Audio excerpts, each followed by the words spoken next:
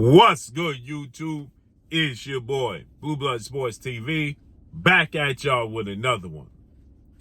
So the response to Terence Crawford being a replacement for Keith Thurman to fight Tszyu on short notice, 12 days to be exact, March 30th. Today is March 18th. And so with that said, many people was calling for Terence Crawford, who initially had negotiations to fight Tszyu, to replace Keith Thurman, as Keith Thurman has suffered a torn or ruptured bicep in sparring, in training. Their fight is March 30th, and many people have stated and made this statement that Terence Crawford needs to be the replacement. Terence Crawford should step in, because we know President Mr. Paco of the WBO, the World Boxing Organization, Terence Crawford attended their ceremony where they honored Terence Crawford, and he petitioned to be the mandatory challenger for the winner of Keith Thurman-Tszyu fight, as he is the WBO welterweight champion, and he's going to move up to 154. Same thing he did when he was the undisputed junior welterweight WBO champion. When he moved up to 147, his first fight at 147 was against who? Another Australian star boxer in Jeff Horn. Now he's going to move up from 154 to challenge another Australian superstar boxer, the son of a legend, Tszyu, in Tszyu.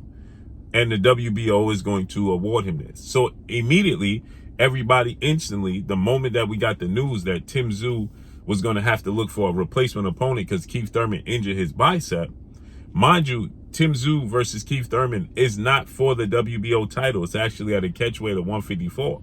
Now, what's interesting here is that Keith Thurman has downplayed and watered down the WBO title. He stated that it's not a real major sanction belt. He doesn't respect the belt. He doesn't honor the belt, and he doesn't want the belt.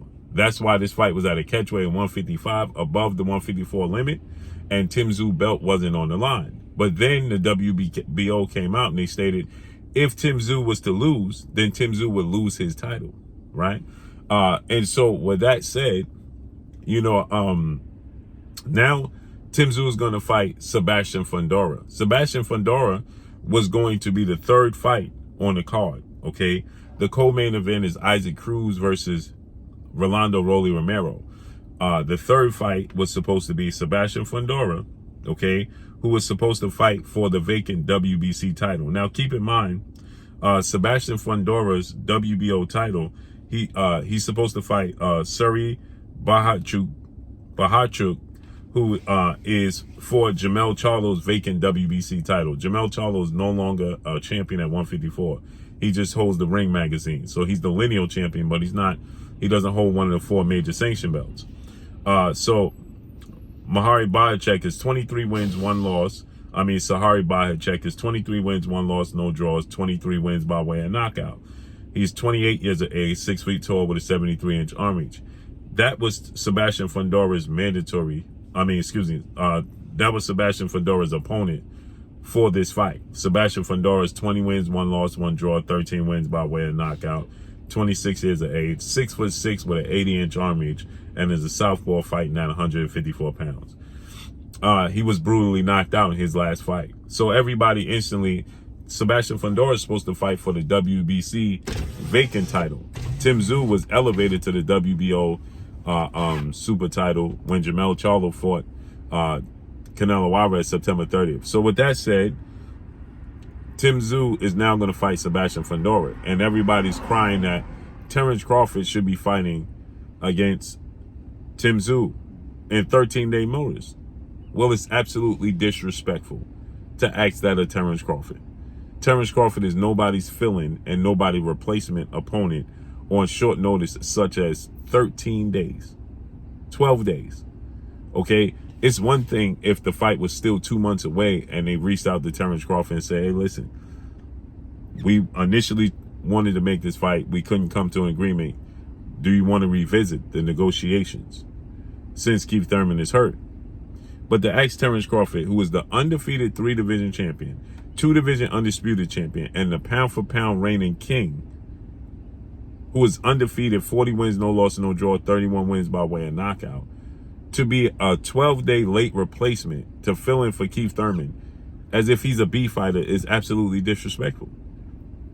Terence Crawford is the pound. That's like asking Floyd Mayweather in his era to fill in for an opponent that just got injured on a 12-day notice. That's like asking Andre Ward to fill in for an opponent on a 12-day notice.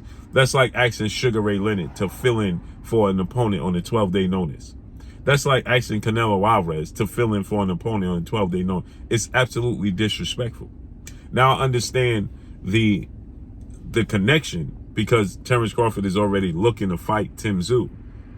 But you do that with proper notice. You give Terence Crawford the proper respect. So Terence Crawford is supposed to fill in for Keith Thurman, who's a bigger star. He's a bigger relevant star than Keith Thurman. Now, Terence Crawford needs to be paid how he's weighed. Now you think they're going to change that in negotiations, pay Terence Crawford the max amount of money they can pay him, that he's looking for, at least $10 million, without selling, and then you have to sell these pay-per-views in 12 days. You have to sell at least, okay, if you're giving Terence Crawford $3 million, right? Let's just put this into context, okay? You would need, the pay-per-view now would have to go up to $80, right? You would need to sell 300,000 pay-per-views at least to make $24 million.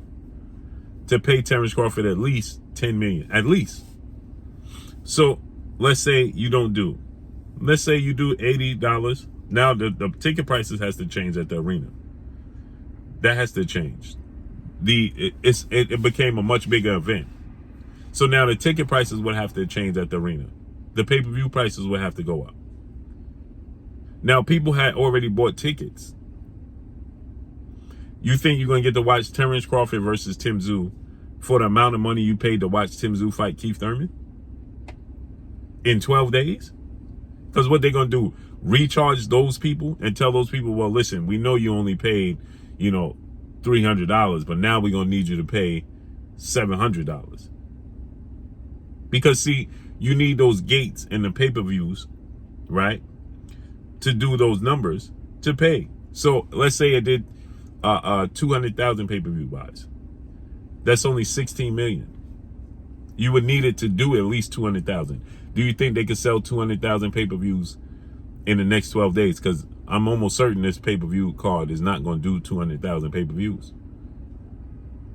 When it was Keith Thurman, it wasn't going to do 200,000 pay-per-views. Keith Thurman versus Tszyu. And there wasn't very much promotion behind this. So now you needed to do at least 200,000 pay-per-views in 12 days. Right? That's not realistic. And it's just disrespectful to Terence Crawford. Period. Okay? Now, Tszyu did state that initially he was in conversation, negotiation to fight Terence Crawford. Then he said that suddenly that changed abruptly, and then he was in negotiations to fight Erickson Lubin. Then he stated that they informed him that Erickson Lubin was pricing himself out, and he was now in negotiations to fight Keith Thurman.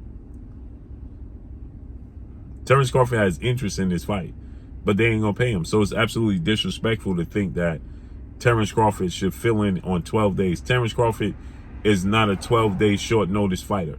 He's the pound for pound best fighter in the world. Period.